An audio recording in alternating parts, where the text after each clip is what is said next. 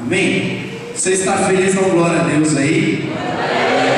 Você está em luta? Dá uma glória a Deus maior. Você veio aqui triste, os corintianos estão mais tristes hoje. Perderam em casa pela primeira vez em 100 anos.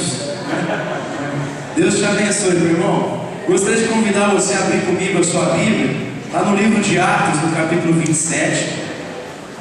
Nós vamos ler a partir do verso 13.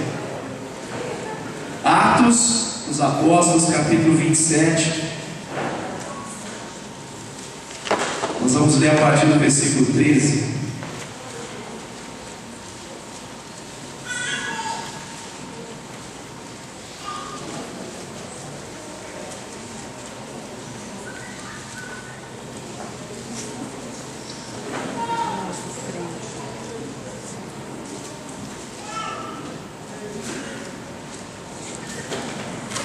Em Atos 27, a partir do verso 13.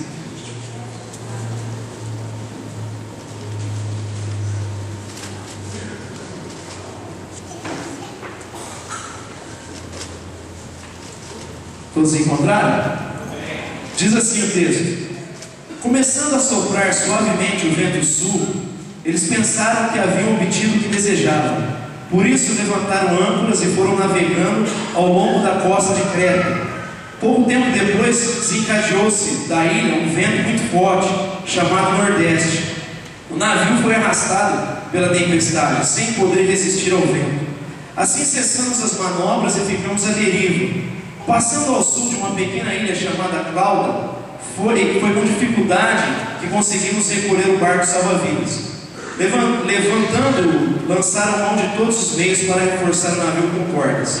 E temendo que ele encalhasse nos bancos de areia de Sirte, baixaram as velas e deixaram o navio à deriva. No dia seguinte, sendo violentamente castigado pela tempestade, começaram a lançar fora a carga. No terceiro dia lançaram fora com as próprias mãos a armação do navio. Não aparecendo nem sol nem estrelas por muitos dias, e continuando a bater-se sobre nós grande tempestade, finalmente perdemos toda a esperança de salvamento. Visto que os homens tinham passado muito tempo sem comer, Paulo levantou-se diante deles e disse: os senhores deviam ter aceitado o meu conselho de não partir de Creta, pois assim teriam evitado este dano e prejuízo. Mas agora recomendo-lhes que tenham coragem, pois nenhum de vocês perderá a vida, apenas o navio será destruído. Pois ontem à noite apareceu-me um anjo do Deus a quem pertence e a quem adoro, dizendo-me: Paulo, não tenha medo, é preciso que você compareça perante o César. Deus, por sua graça, deu-lhe a vida de todos os que estão navegando com você. Assim tenham ânimo, senhores, creia em Deus que acontecerá do modo como me foi dito. Devemos ser arrastados para alguma ilha.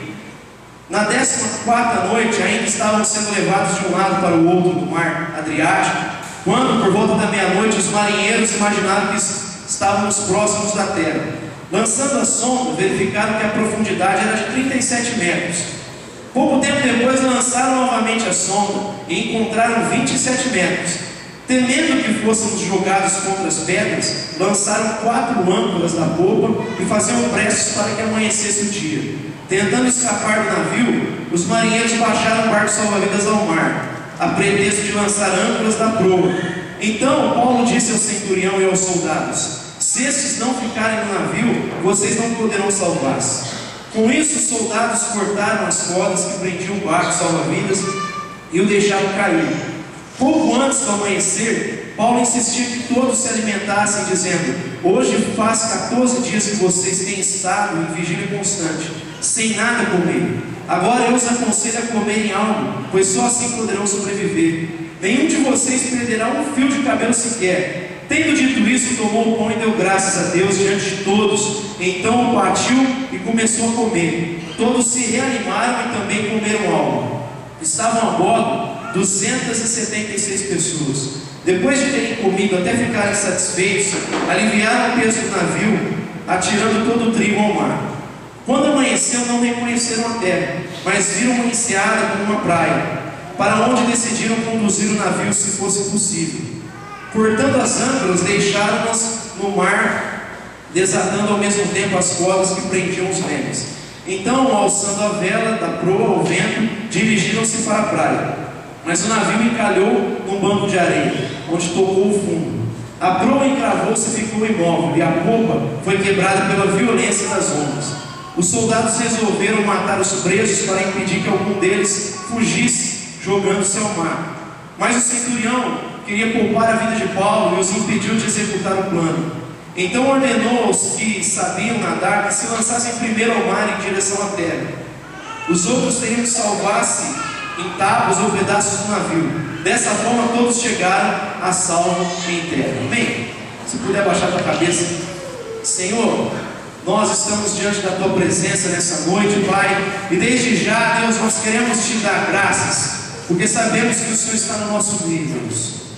O Pai, o Senhor, conhecendo a vida de cada um de nós, sabe os tempos que nós estamos atravessando nessa nação, Pai, tempos difíceis que já estão surgindo no nosso meio, Pai, que já estamos presenciando, Pai, e muitos têm dito que a crise há de se agravar, Deus, mas nós pedimos a Ti, enche o nosso coração de fé, Deus.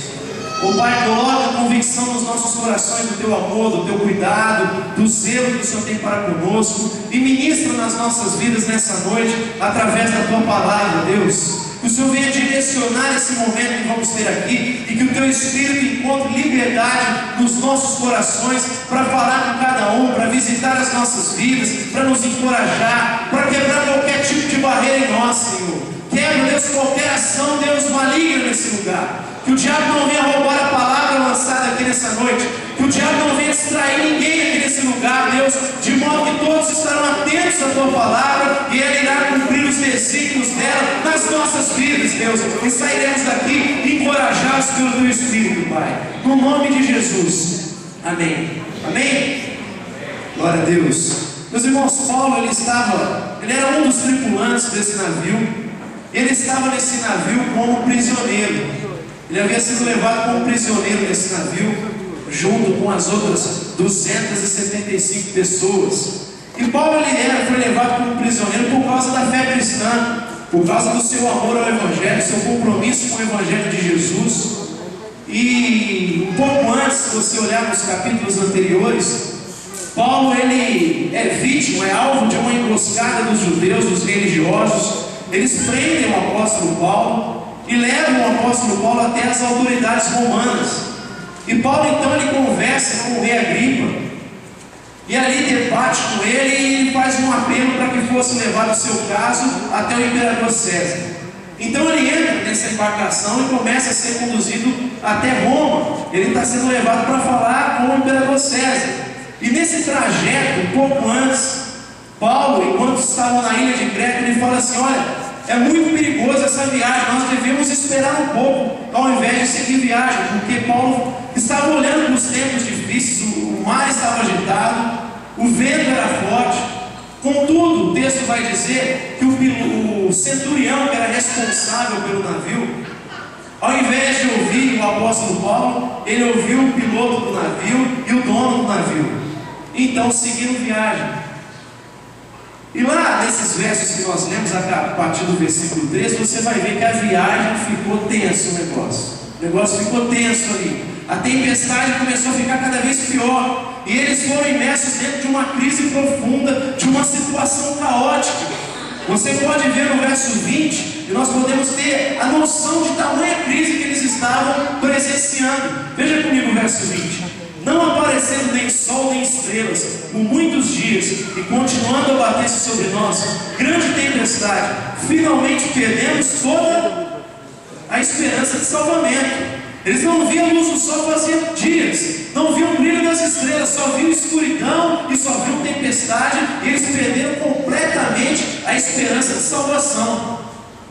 E é fato, meus irmãos, que quando nós olhamos para a palavra de Deus e para a existência humana, para a nossa vivência humana, nós vamos perceber que todo ser humano passa por algum tipo de crise na sua vida.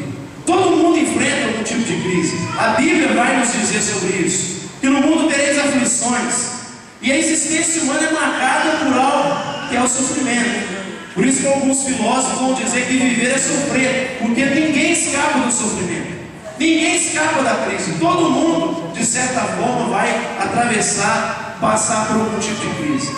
Seja no casamento, uma crise conjugal, seja com um filho na família, uma crise na família, seja a crise financeira como nós estamos presenciando nesses dias. Todo mundo passa por algum tipo de crise.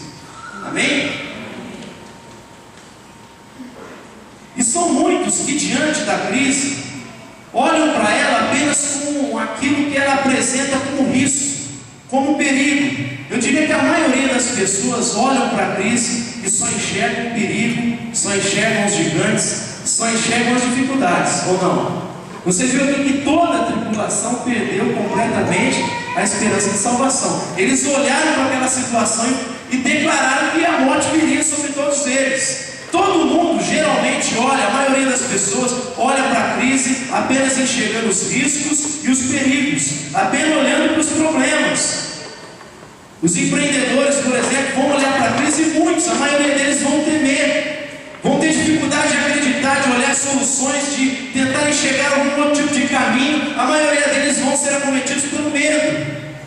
As famílias nos nossos dias também, quando olham para a geração que nós estamos presenciando, para a complexidade dessa geração, para o relativismo, para os perigos, os desafios, muitos optam por causa do medo a um tipo de educação com os filhos moralista, a um tipo de educação repressiva, e geralmente vão gerar filhos inseguros e alienados, porque são acometidos pelo medo, porque olham para a crise, para esse momento de crise que nós vivemos, e só enxergam perigo. Eu diria que a igreja dos nossos dias, grande parte dos líderes olham para esse tempo chamado pós-moderno apenas para os riscos. Se você olhar alguém falando de pós-modernidade, geralmente ele vai falar que esse tempo é marcado, como eu disse há pouco, pelo relativismo. Esse tempo ninguém acredita em verdades absolutas, porque eles só estão olhando para esse problema. Contudo, se nós fizermos uma leitura histórica, nós vamos perceber que nem sempre as pessoas estão dizendo não para a verdade do Evangelho. O que elas estão falando é não para a autossuficiência do homem, para a ciência, para a modernidade. Mas talvez elas estejam muito abertas para o místico, para o sobrenatural. Elas estejam abertas para ter um encontro com alguém, com uma pessoa, com Jesus Cristo. E a igreja, ao invés de olhar para esses fatores, geralmente olha para os fatores negativos, olha geralmente para o perigo, para os riscos que isso implica. Contudo, meus irmãos, a crise ela não é somente composta de perigo. Fala para a pessoa que está ao seu lado: a crise não implica apenas em perigo, ela pode implicar em oportunidade. Amém? Kosaki Koyama, um teólogo japonês, ele escreveu um livro chamado Teologia do Búfalo d'Água. Ele fala sobre uma teologia prática que um camponês da sua terra pudesse entender melhor. Esse teólogo ele afirma o seguinte: olha, a crise é o ponto onde o perigo e a oportunidade convergem. Vamos repetir isso? A crise é o ponto onde o perigo e a oportunidade convergem. Alguns vão dizer que a palavra crise em chinês ela é composta de dois caracteres. A palavra é wei. Eles vão dizer que ela é composta por esses dois caracteres. O primeiro wei, que significa perigo, e ji, que significa oportunidade. Alguns que contestam isso, mas muitos comentaristas vão dizer que essa palavra apresenta esses dois caracteres, que se referem ao perigo e à oportunidade. A palavra no latim implica em mudanças, que não necessariamente se limitam a mudanças para pior, elas implicam também em mudanças para melhor. Amém? Porque sempre, meu irmão, vai existir pessoas, geralmente são poucas pessoas, que vão olhar para a crise com outros olhos.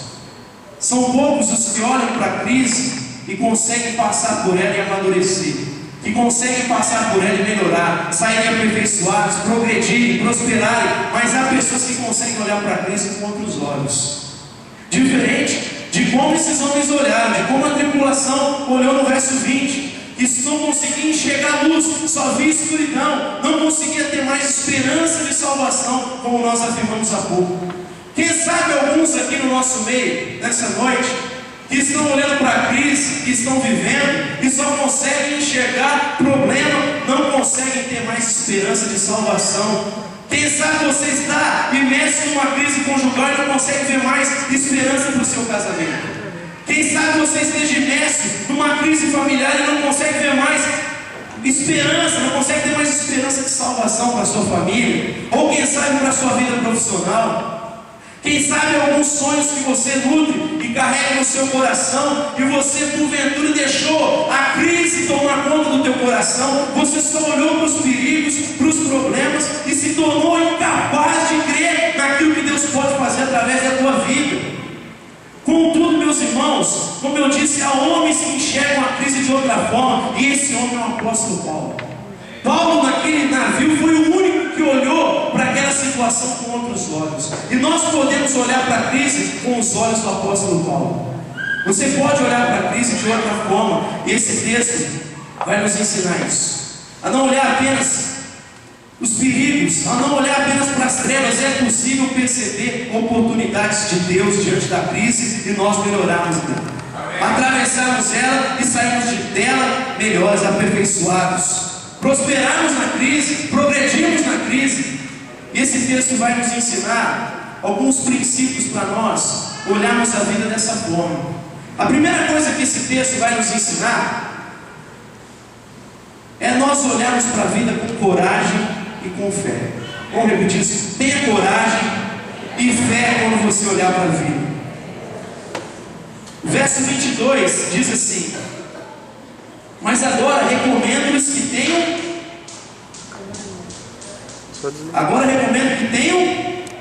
coragem, bom ânimo, pois nenhum de vocês perderá a vida, apenas o navio será destruído. Paulo está encorajando aqueles homens a ter um outro tipo de olhar para aquela situação.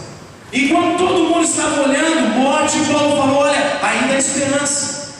Ânimo, coragem, porque vocês ainda respiram. Não podemos perder a esperança. Não entregue o jogo ainda não acabou. Tem um olhar diferente para a vida.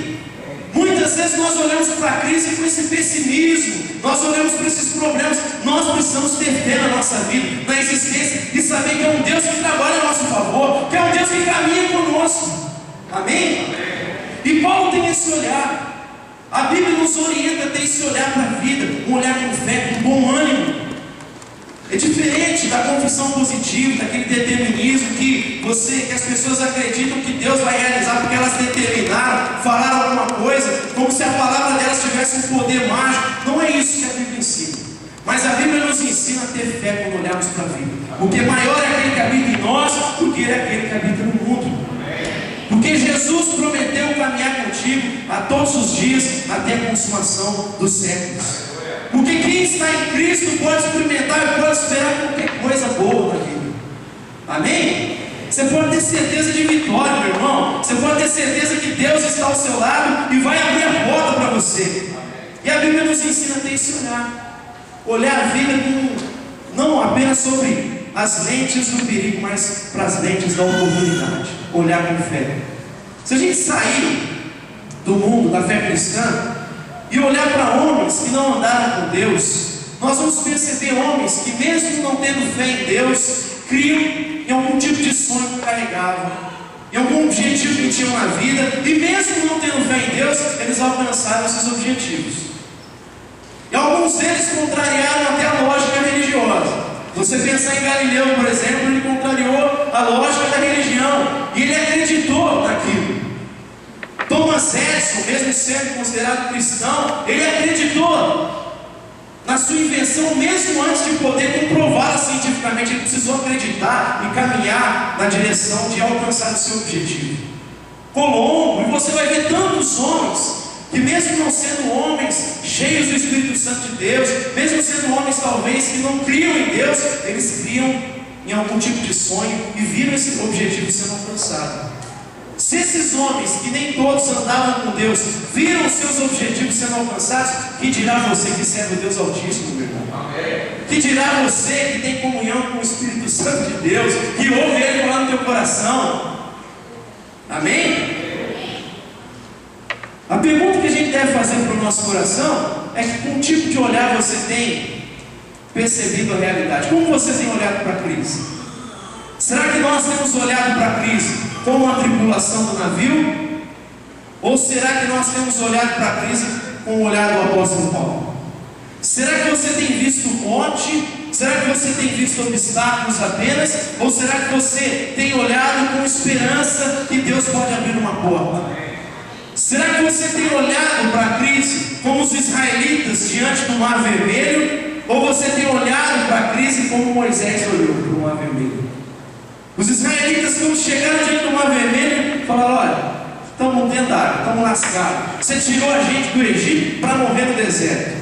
Eles já estavam declarando que o deserto ia virar um cemitério. Contudo, Moisés bateu o cajado e o mar se abriu. Eles passaram com os pés enxutos, atravessaram, e quando o exército foi atrás deles, Deus matou aquele exército. O mar voltou de novo e Deus trouxe livramento. O povo olhou pensando que aquilo lá ia dar em morte. Moisés olhou e falou: o mar é livramento de Deus para as nossas vidas. Como você está olhando para a crise? Nesses dias que nós estamos vivendo, muita gente está cometido por medo, por incredulidade às vezes, porque de fato nós vamos viver um tempo complicado no Brasil. Mas como você tem olhado para a crise? Com o olhar dos israelitas ou com o olhar de Moisés? Com o olhar da tripulação ou com o olhar do apóstolo Paulo? Será que você tem olhado para a crise como Josué e Caleb? Ou você tem olhado como os outros espias? Será que você tem olhado para as coisas boas da terra, para a promessa de Deus, para a palavra de Deus na sua vida? Ou você tem olhado para os gigantes que aparecem no meio do caminho? E o grande problema de olhar para o perigo, para olhar para os gigantes, de olhar para os problemas, é que quando nós temos apenas esse olhar, nós geralmente exacerbamos os obstáculos da vida. Eles se agigantam diante de nós. Obrigado, não? Não é assim? Se você olhar o texto, eles vão dizer que eles, diante dos gigantes, eram como o quê? Você lembra do texto? Quando eles chegam para os israelitas, eles falam: olha, nós vimos, realmente a terra é boa, ela tem muitos frutos ali, produz demais, contudo nós vimos os gigantes que ali habitam. E diante deles, nós parecemos o quê? Gafanhoto. Meu irmão, você acha que eles pegavam aqui no pé dos gigantes? Você acha que tinha gigante de 30 metros de altura ali? O que está falando naquele texto é que eles exageraram todo aquele tamanho por causa do medo que tomou conta do coração deles. Quando a gente só tem esse tipo de olhar e só olha para o perigo, nós corremos um sério risco de sermos cometidos pelo medo e aumentarmos, agigantarmos os nossos problemas. Não é verdade? Tenha um olhar de fé como o apóstolo Paulo. Porque, meu irmão, a fé agrada o coração de Deus. A fé traz à existência aquilo que não existe. A fé nos move para dentro do propósito de Deus, para dentro dos projetos de Deus para as nossas vidas. Eu disse aqui na última pregação, quando nós olhamos para Hebreus 11, a fé moveu todos aqueles homens para dentro do propósito de Deus. Pela fé Abel ofereceu um sacrifício, pela fé Noé construiu uma arca, pela fé Abraão saiu da casa do teu pai e se colocou na dependência de Deus. Pela fé ele levou seu filho para ser sacrificado, porque ele cria que mesmo depois de morto Deus era capaz de ressuscitá-lo. Pela fé caíram as muralhas de Jericó. A fé nos leva para dentro do propósito de Deus. Nós precisamos ter fé no nosso coração. É o que Paulo estava falando para aqueles homens. Olha, ainda há esperança para vocês. Se vocês estão aqui ainda conversando, respirando, não entregue o jogo ainda, porque há esperança. Amém? Deixa eu passar um vídeo rapidamente para você. É bem curtinho. Apaga a luz, né, por favor.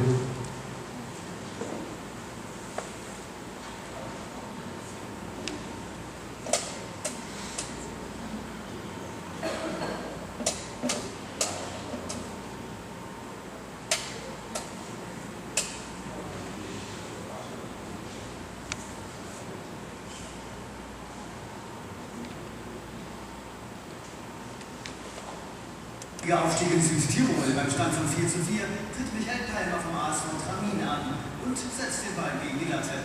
Loris Angeli ist außer sich vor Glück. Der Torwart von Lo Calcio stürmt aus seinem Kasten. Ballmann gegen kann es nicht fassen. Beide bemerken allerdings nicht, dass der Ball schwierig ist, den ganzen Land.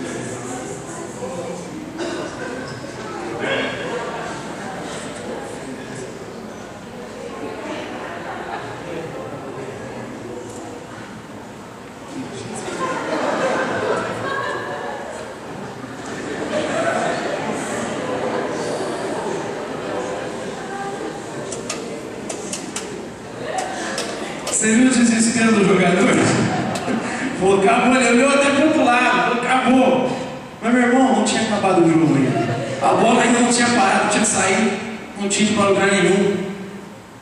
Quem anda com Cristo, meu irmão, a vida dá certo. Amém? As coisas dão certo para quem está em Cristo Jesus. No final vai dar tudo certo.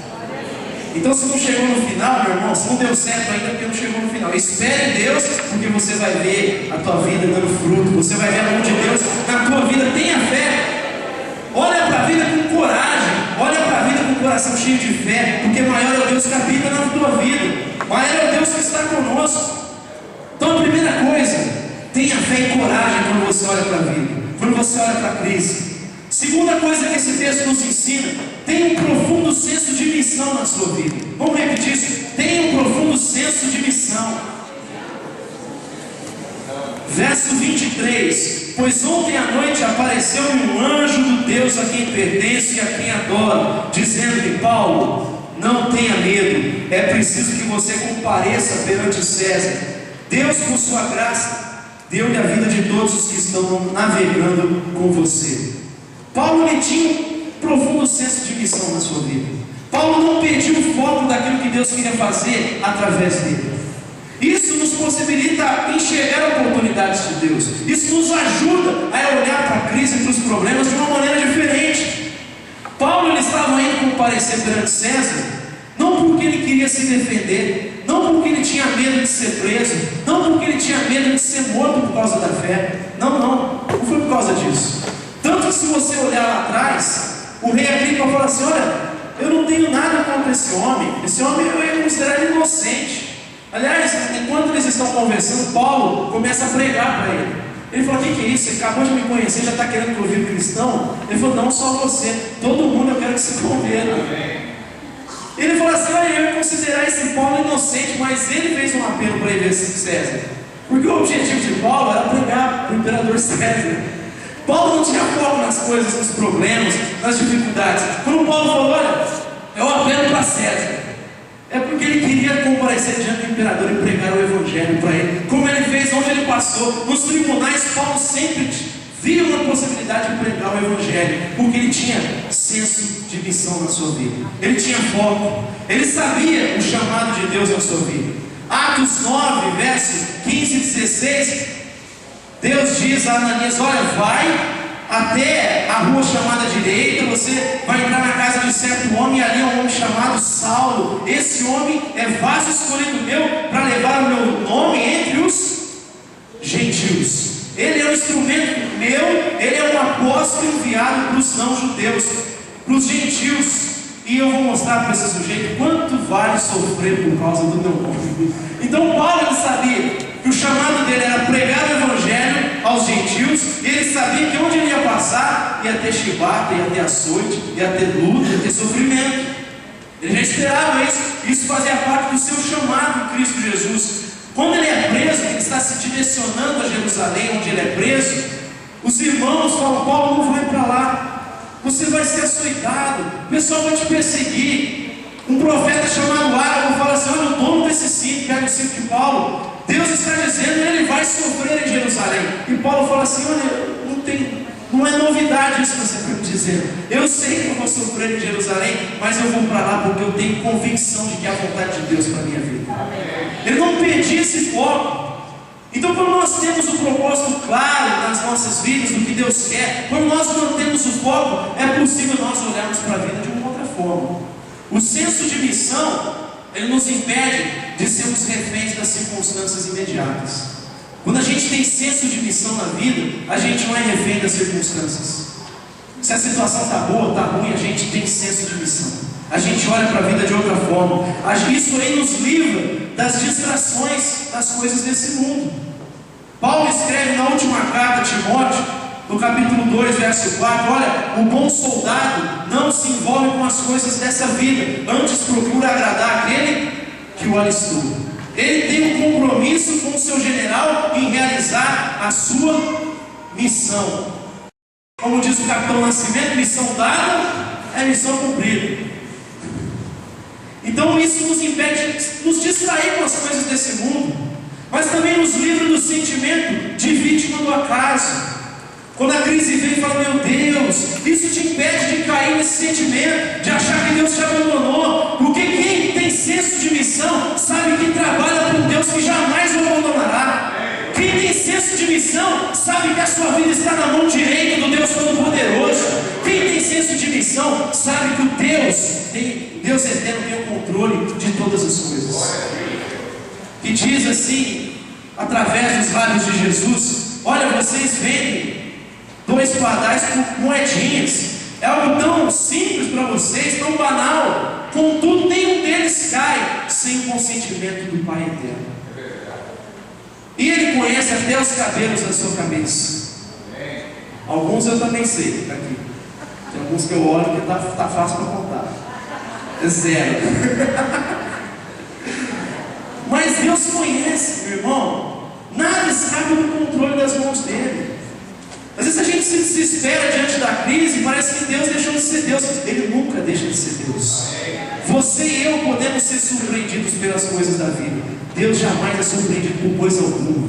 Ele continua sentado no alto e sublime trono e é rei sobre a história. E o foco na missão nos faz pensar frequentemente em oportunidades, nos faz estar diante de Deus. Deus me dá um caminho, fala comigo, e a gente mantém esse foco e pode assim pensando em outras oportunidades que Deus pode abrir, porque o senso de missão nos permite estar em conexão com Deus. Você viu o que ele falou? Já estava navegando há tantos dias. Ele falou assim, olha, ontem eu fui orar para o Deus a quem eu sirvo, e um anjo dele me apareceu dizendo, olha Paulo, não tenha medo, todo mundo vai ser salvo nesse navio. Ele fala com uma profunda convicção de quem ouviu a voz de Deus. Quando nós temos senso de missão, nós estamos com esse coração e vamos até Deus pedindo, Deus, fala comigo. O que o Senhor está querendo me ensinar nessa situação? Qual que é a tua pedagogia nisso? Eu estou passando por essa crise, mas o Senhor tem algo para me ensinar. Eu creio que o Senhor tem algo para falar ao meu coração, e eu creio que se eu ouvir a tua voz, me submeter à tua palavra, eu vou sair dessa crise melhor. Amém, Senhor. Estar em conexão com Deus, mantendo foco. Paulo foi orar, buscou a face de Deus, porque ele tinha foco, tinha senso de missão. E o senso de missão nos possibilita ter certeza da linearidade, porque a missão tem começo, meio e fim. E aquele que começou a boa obra na tua vida vai completar. Amém. Amém? Amém. Deus não é Deus de obras inacabadas. Meu irmão, se Ele colocou algo na tua mão e você ouvir a voz dele, você vai ver isso se cumprir na tua vida. Deus vai com você até o final. Amém? Terceira coisa que esse texto nos ensina: a termos bom senso e sabedoria. Repete comigo: tenha bom senso e sabedoria. Paulo olha com fé para a vida. Ele crê que Deus pode fazer. Você crê que Deus pode fazer? Ele crê que Deus pode abrir portas. Por isso ele não perde a esperança. Ele segue um Deus vivo, um Deus altíssimo, o Deus que conhece ele pelo nome, o Deus que tem todo o poder. Paulo, ele tem senso de missão, mas Paulo é um homem sensato, é um homem sábio. Ele sabe transitar entre o sobrenatural e sabe transitar também no natural. A Bíblia diz em Tiago, capítulo 1, verso 6: quem tem falta de sabedoria, peça a Deus que dá com liberalidade. Deus não vai se recusar a entregar sabedoria para você tomar as decisões da vida. Ele entrega com liberalidade para quem vai diante dele pedindo sabedoria. Salomão vai dizer em Provérbios que a sabedoria é mais preciosa do que o ouro, do que a prata. É preciosa a sabedoria. E meus irmãos, a nossa fé, embora ela tenha o lado místico, o aspecto místico, o aspecto sobrenatural, embora ela tenha o lado do poder de Deus, a nossa fé é racional. A gente pode ter bom senso, e Paulo mostra ter bom senso aqui também. Primeiramente, ele vê que os marinheiros estão tentando fugir dos botes salva-vidas. Ele fala para o centurião: olha, se esses caras fugirem, nós não vamos conseguir salvar. Os marinheiros, se eles forem embora, quem que vai dirigir o navio? Quem que vai controlar isso aqui? Porque eu entendo de Bíblia, entendo de palavra de Deus. Você entende de exército, quem entende de mar é marinheiro. É uma coisa lógica.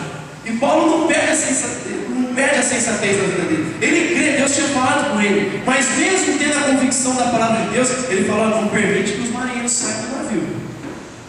Talvez alguns irmãos dos nossos dias mais, penteca ia falar: olha, Paulo não tinha fé. Você não está crendo que mesmo que os marinheiros saírem, Deus pode fazer? Eu até creio que ele podia fazer, mas Paulo é sensato, e a gente tem que saber lidar com essas coisas. Quando eu falo para você olhar para a vida com fé, eu não estou dizendo que a gente tem que fazer um monte de loucura em nome da fé. Eu não estou dizendo que nós não devemos olhar também para os riscos. O que eu estou dizendo é não olhar apenas com os olhos do perigo. Nós podemos ter um olhar de fé também. Amém. Mas nós temos que avaliar a situação também. Nós temos que ter bom senso, nós precisamos ser prudentes, nós precisamos ter cautela. Paulo então fala: olha, não permita que esses marinheiros saiam do navio. Ele também vai dizer: olha, para as pessoas, faz 14 dias que ninguém come nada, que nós estamos em constante jejum. E como diz a sabedoria popular, saco vazio não para em pé. Lembra o tal mãe falava? Meu filho come porque saco vazio não para em pé. Paulo fala: vocês precisam se alimentar, vocês precisam comer, porque se vocês não se alimentarem, daqui a pouco vocês vão precisar de vigor, força. E de fato todos eles tiveram que pular na água, alguns segurando em algum objeto, outros foram nadando. Imagina se eles não tivessem se alimentado. Então Paulo ele transita bem, e nós precisamos aprender a transitar nessas áreas. Não é saudável os extremos, nunca foi saudável os extremos, nunca foi. Tem gente que ou vai para o extremo do poder de Deus, ou vai para o extremo da palavra, da sabedoria, do conhecimento, né? Aí os caras têm tanto conhecimento, tão profundo, então você fala, vira tatu, né? Tem gente que fala tanto da Bíblia, e não acredita nem nos dons do Espírito Santo de Deus, acha que ficou limitado lá a Atos dos Apóstolos. E por outro lado, tem gente que tem muito poder de Deus, fala do fogo, ora em língua, papapá, mas às vezes não tem conhecimento nenhum da Bíblia. E Deus fala assim, através do apóstolo Paulo: em vocês chegou o Evangelho não apenas em palavra, mas no poder do Espírito Santo de Deus. Tem que ter poder de Deus, irmão, tem que ter poder mesmo. Mas tem que ter palavra, porque Deus disse através de Osés: o meu povo se perde não por causa de falta de poder, meu povo não se perde por falta de reteté, meu povo se perde por falta de conhecer a palavra de Deus. Então nós precisamos aprender a ter equilíbrio. A marca de um cristão saudável, de uma igreja saudável, é o equilíbrio. E Paulo tinha essa facilidade de transitar nesses dois polos. Elias também, no capítulo 17 de 1 Reis, Deus fala para ele ir até o rei Acabe e dizer: olha, não cairá chuva, senão mediante a minha palavra. E depois ele vai ao riacho de Querite, e ali Deus fala assim: eu vou enviar corvos e eles vão dar comida para você, vão te alimentar. E de fato Deus dava ordem, e os corvos vinham e traziam carne para o profeta. Só que ele também bebia da água do riacho. Ele tinha o natural ali, mas ele também tinha a providência de Deus, do sobrenatural de Deus. E ele conseguia transitar. Nós precisamos aprender a ter bom senso na vida, ter sabedoria, a ter prudência. A Bíblia nos orienta sobre isso. Nós precisamos, como o apóstolo Paulo, perceber funções e saber que somente aquelas pessoas corretas, nas funções corretas, vão trazer edificação, vão fazer com que a vida prospere, com que a vida ande.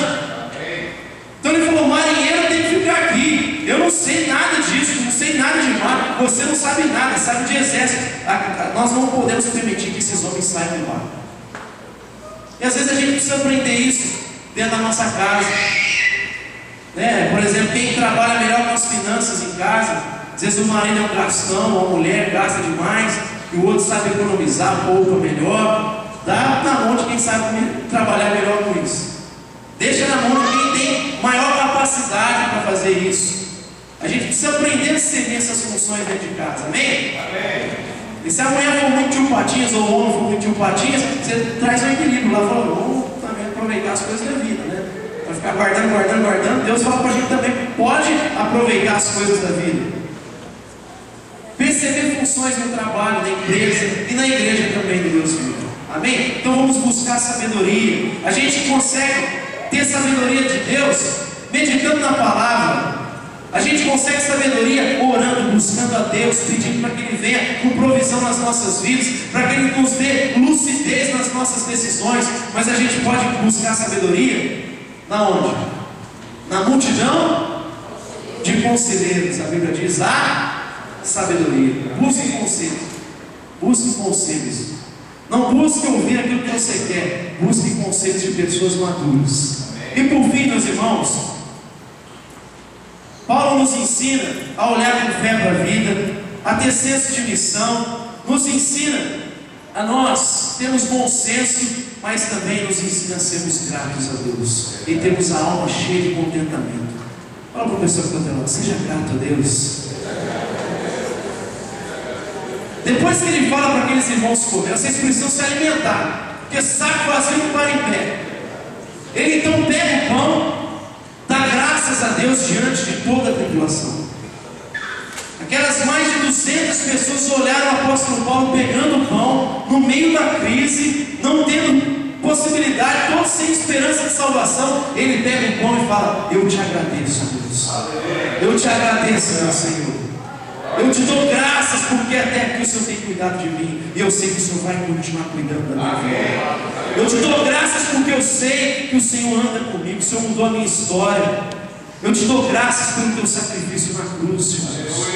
Eu te dou graças porque o Senhor pagou o preço que eu deveria pagar. E se até aqui, mesmo que eu morra, eu vou morrer agradecido ao Ti. Ele traz a lembrança do sacrifício de Jesus. Ele pega o pão, agradece a Deus e parte o pão e fala: vamos comer. Quando nós trazemos a lembrança, o amor de Deus, a bondade de Deus, quando você traz a lembrança, o sacrifício de Cristo Jesus, você pode olhar para a crise com bons olhos. Você pode olhar para a crise e falar: Deus, eu te louvo e te agradeço. Quando você tem alma cheia de contentamento e traz o sacrifício de Jesus na tua lembrança, na tua memória, você pode dizer como o apóstolo Paulo: eu sei o que é ter fartura, eu sei o que é passar necessidade, eu tudo posso naquele que me fortalece. Você pode dizer como Jó: não saí do ventre da minha mãe e não voltarei para lá. Deus tirou, Deus deu, Deus tirou. Louvado seja o nome do Senhor dos Exércitos. Amém? Você pode dizer como Abacuque, meu irmão: ainda que a videira não dê o seu fruto, ainda que não haja o produto da oliveira, ainda que não haja bois nos estábulos, ainda assim eu vou me alegrar e exultar no Deus da minha salvação. Seja grato, meu irmão. Não seja levado pelas circunstâncias da vida. Seja grato porque Deus já fez o que era preciso na tua vida. O melhor de Deus veio em Cristo Jesus. E quem está firmado em Cristo Jesus? A Bíblia diz através do apóstolo Paulo: olha, aquele que não poupou seu próprio filho, ao contrário, entregou ao nosso favor, não dará juntamente com ele todas as coisas? Oh, Deus maravilhoso! Traga a lembrança do sacrifício de Jesus. Gostaria de convidar você, fica sentado mesmo, mas para participar da ceia nessa hora, gostaria de convidar os irmãos da diaconia e encerrar esse momento desafiando você a ter essa atitude do apóstolo Paulo, olhar para a vida com fé.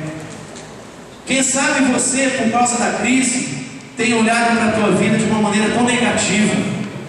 Quem sabe por causa de algum trauma, de algum problema que você passou, enfrentou, você não consegue ter um olhar positivo para a vida com fé. Quem sabe você só olha para as suas limitações.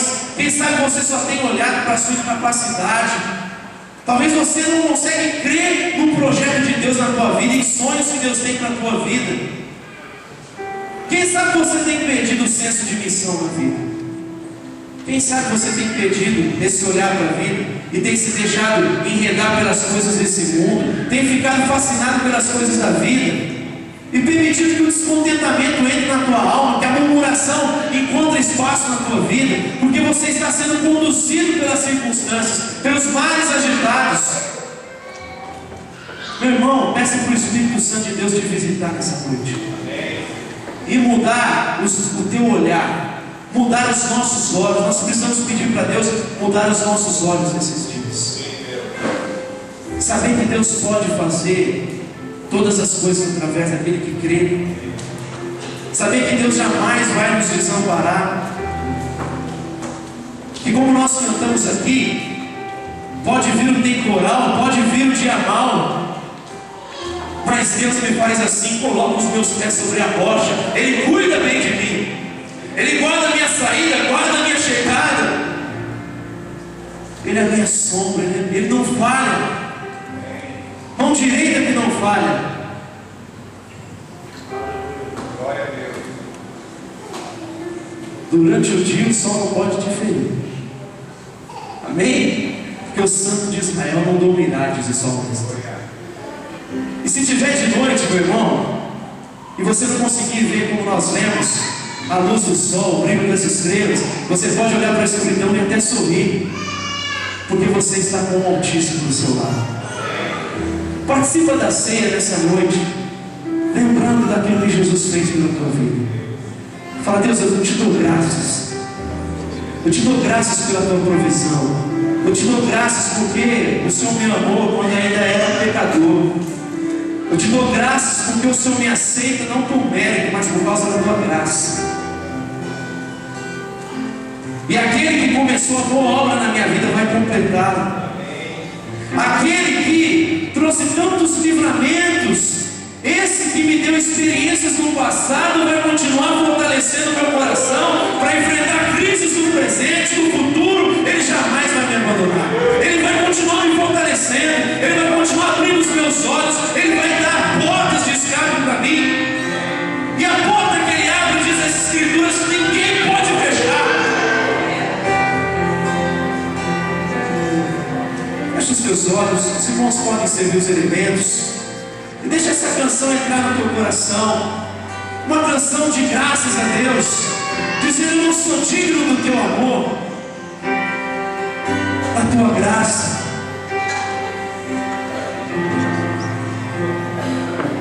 À medida que você for pegando os elementos, você pode se colocar de pé.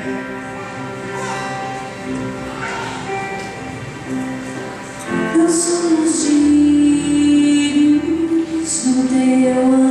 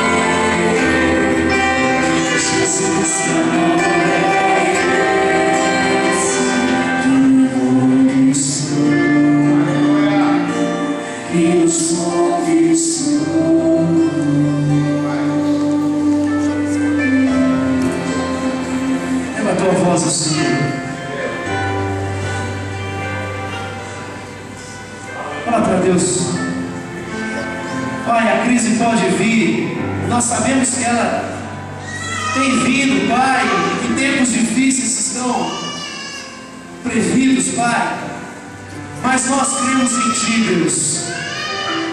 Enche o nosso coração de fé nessa noite, Pai. Tira toda a mentira do diabo das nossas vidas, Senhor. Quebra todo o medo nos nossos corações, Deus. Quebra toda a incredulidade na nossa vida, Pai. Enche o nosso coração de fé, porque a Tua palavra diz que o Espírito que habita em nós é de intrepidez, de ousadia. Oh Deus, dá fé aos nossos corações, para olhar, Deus, para o mundo e ter a convicção, Pai, de que nós agimos no Teu poder. E a Tua palavra diz que as portas do inferno não prevalecerão contra a Tua igreja. A Tua igreja é quem ataca a porta do inferno. A Tua igreja é quem arromba a porta do inferno e que liberta pessoas, restaura vidas, muda casamentos, Deus, muda famílias. É a Tua igreja que traz a salvação, que traz a luz, que dissipa toda a treva. Levanta pessoas aqui nessa noite como solução, como resposta de Deus ao perdido. Pessoas que têm profundo senso de missão na sua vida, que entendem o Teu chamado, o Seu propósito e não abrem mão disso. E quando não abrem mão, não têm foco, enxergam as portas fissuradas, vão até o pé da cruz, buscam ouvir a Tua voz, buscam serem direcionados por Ti, conduzidos por Ti. Não são abatidas pela crise, porque a sua alma está cheia de graça de Deus. Há contentamento no coração, não há espaço para ganância, para ambição egoísta, não há espaço para murmuração. Só há espaço para levantarmos as mãos e dizer: louvado seja o Teu santo nome. Porque eu não sou movido por circunstância, eu sou movido pela fé em Ti, Senhor. Enche de fé os Teus filhos nessa noite, Pai. Quebra barreiras, quebra cadeias nessa noite. E nós queremos participar desse momento da ceia, confessando a nossa dependência, sendo gratos pelo Teu amor como cantamos. No nome de Jesus. Amém? Se você está com a sua família, irmão, se reúna com os seus e participe da ceia do Senhor em família. Reúna os seus filhos, a tua esposa, participe desse tempo em família e juntos ore, profetize na tua vida, na tua casa. Aleluia. Ore pelos seus, nós vamos levantar a tua mão nessa hora.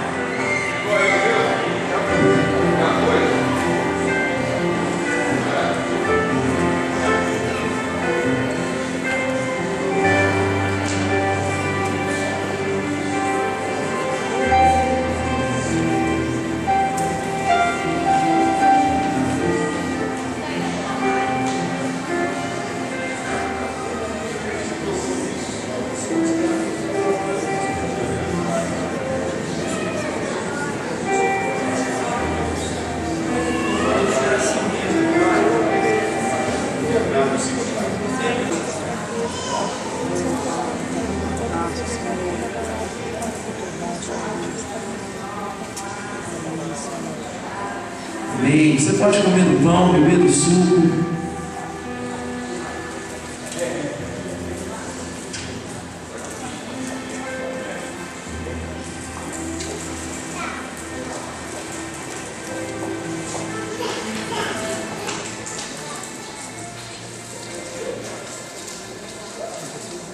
Amém. Glória a Deus.